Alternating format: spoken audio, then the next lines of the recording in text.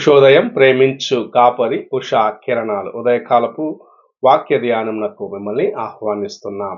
ప్రార్థన. సర్వశక్తి గల యేసయ్య, సర్వోన్నతుడా, గొప్ప దేవ, ఈ ఉదయకాల సమయానికై వందనములు స్తోత్రములు చెల్లించుకుంటున్నాం.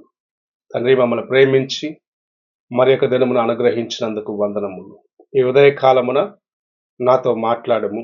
కార్యక్రమం వీక్షిస్తున్న ప్రతి ఒక్కరిని బలపరచు, నీ ఆశీర్వాదములతో నింపి నడిపించమని యేసు పరిశుద్ధ నామమున అడిగి వేడుకుంటున్నాను పరమ తండ్రి, ఆమేన్. ఈ ఉదయకాలపు వాక్య భాగము కీర్తనల గ్రంథము 34వ కీర్తన 8 మరియు 9వ వచనములను చదువుకుందాం. యెహోవా ఉత్తముడని రుచి చూచి తెలుసుకొనుడి, ఆయనను ఆశ్రయించు నరుడు ధన్యుడు. యెహోవా భక్తులారా, ఆయన యందు భయభక్తులు ఉంచుడి, ఆయన యందు భయభక్తులు ఉంచువానికి ఏమీయూ కొదువలేదు. మనము చదివిన వాక్య భాగములో యెహోవా ఎలాంటి వాడో అని ఆయనను రుచి చూసి తెలుసుకోవాలి అన్న కార్యమును కీర్తనకారుడు సెలవిచ్చి చూడగలము.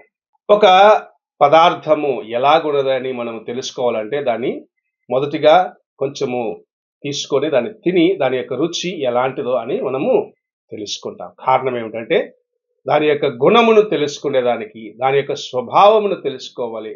అది తీయగా ఉన్నదా, చేదుగా ఉన్నదా, పుల్లగా ఉన్నదా అని తెలుసుకోవాలని ఆశిస్తే మొదటిగా దానిలో కొంచెం శాంపుల్కు తీసుకొని మనం టేస్ట్ చేస్తాం. అలాగనే దేవుని గురించి నీవు తెలుసుకోవాలి, ఆయనకు ఇంకా సమీపముగా రావాలంటే మొదటిగా నీవు ఆయన ఎలాంటి వాడు అని రుచి చూచేదానికి నీ యొక్క హృదయాన్ని సిద్ధపరచుకోవాలి. అనేకులు ఏం చేస్తారు, ప్రభుని తమ యొక్క అవసరతలకు మాత్రమే వాడుకునే ఒక ఫాస్ట్ ఫుడ్ లాగా తలంచుతూ ఉంటారు. తొందరగా అయిపోవాలి. అయితే ఆయనను నీవు సంపూర్ణముగా తెలుసుకొని జీవితంలో ఆయనలో ఎదిగి ఆయన అనుగ్రహించే ఆశీర్వాదాలను పొందుకోవాలని ఆశించినట్లయితే నీవు ఆయనతో సహవాసము కలిగి ఉండి ఆయన ఎటువంటి వాడో నీ యొక్క జీవితంలో తెలుసుకొనుటకు నీవు పూర్ణముగా ఆయన యొక్క సన్నిధిలో సమర్పించుకున్నప్పుడు మాత్రమే ఇది సాధ్యమవుతుంది.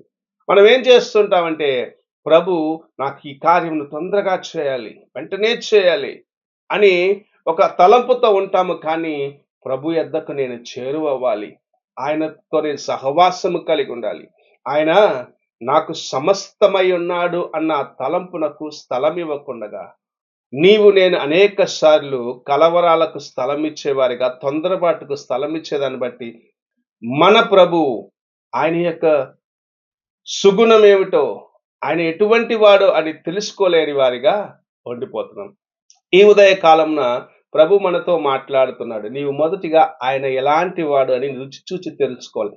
ఇది ఎలాగూ సాధ్యమని మనము ఆలోచించినట్లయితే నీవు మొదటిగా ఆయనకు సమీపించేదానికి ప్రయత్నించు. నీ హృదయమును ఆయనకు సమర్పించుకోవాలి.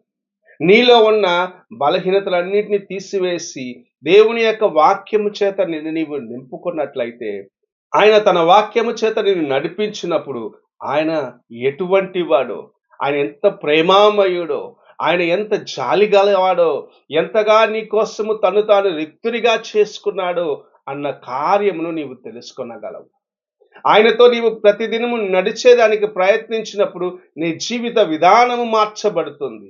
ఆయనతో నీవు సహవాసము కలిగి ఉన్నప్పుడు ఇంతకు ముందు నీవు జీవించిన విధానమును ఇప్పుడు నీవు జీవించే విధానమును ఒక్కసారి పరీక్షించుకున్నప్పుడు అది ఎంతగానో మారినదిగా, అనగా దేవుని ద్వారాగా మార్పు చెందిన వ్యక్తిగా నీవు మార్చబడతావు.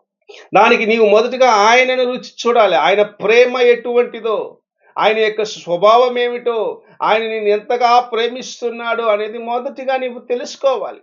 నీవు ఆయనని ఎరుగకపోతే, ఆయన ఎటువంటి వాడో అని తెలుసుకొనకపోతే నీవెంత ప్రయాసపడినను సరే నీ తలంపుల చేత నీవు అనేక సార్లు దేవుని యొక్క కృపకు దూరంగా తీసుకొని వెళ్ళబడతావు. అందుకే ప్రభు సెలవిస్తున్నాడు, నీవు ఆయనను రుచి చూచి తెలుసుకోవాలన్నాడు. ఆయన తీయగా ఉన్నాడా, ఆయనలో చేదైన కార్యం ఏమైనా ఉన్నదా, ఆయన నీకు ఎలాగున్నాడు అనేది నీవు ఆయన రుచి చూస్తేనే తెలుసుకొనగలవు. ఒక మామిడి పండును తినకపోతే దాని యొక్క రుచి మనకు తెలియదు. ఒక యాపిల్ని మనం తినకపోతే దాని యొక్క రుచి ఎలాంటిదో తెలియదు.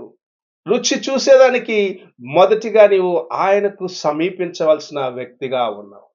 ఈ ఉదయకాలమున ఆయనతో సమీపించి నడిచేదానికి నీవు ఆశ కలిగి ఉంటున్నావా?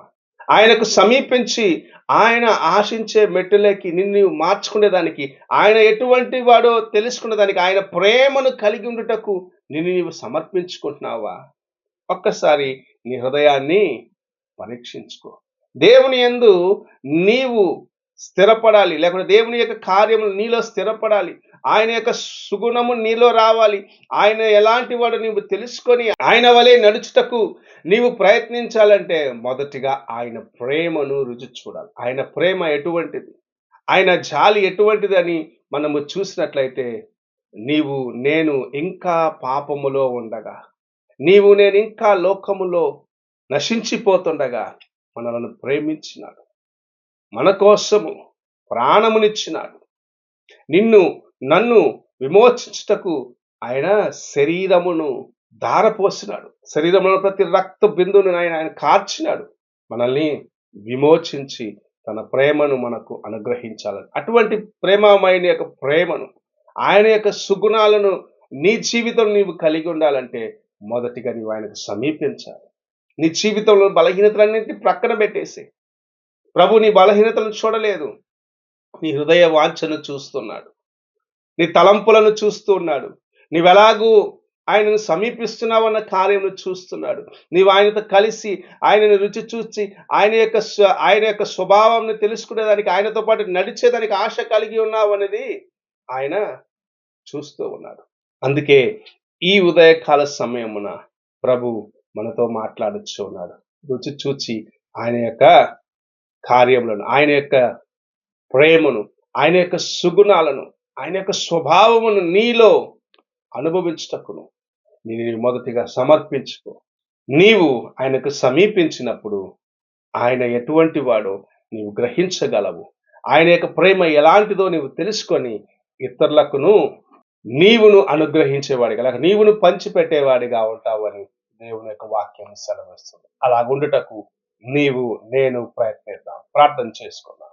పరిశుద్ధుడు అయిన తండ్రి, కృపగల యేసయ్య, ఈ ఉదయకాల సమయంన మాతోను మాట్లాడిన విధానాన్ని బట్టి వందనములు. నేను రుచి చూచేదానికి, నీ ప్రేమ ఎటువంటిదో, నీ యొక్క కృప ఎలాంటిదో నాయన గ్రహించుకున్నటకు, దేవా నీకు సమీపించేదానికి ఆశ కలిగి నిన్ను వెతికే వారిగా మమ్మల్ని చేయమని, ఈ ఉదయకాలపు వాక్యమును మీరు ఆశీర్వదించి దీవించమని యేసు పరిశుద్ధ నామమున అడిగి వేడుకుంటున్నాను పరమ తండ్రి. ఆమేన్. తండ్రి అయిన దేవుని ప్రేమ, కుమారుడైన క్రీస్తు కృప, ఆదరణకర్త అయిన పరిశుద్ధాత్మక సహవాసం ఇప్పుడు ఎల్లప్పుడూ తోడయుండి సదాకాలము నడిపించును గాక. ఆమేన్.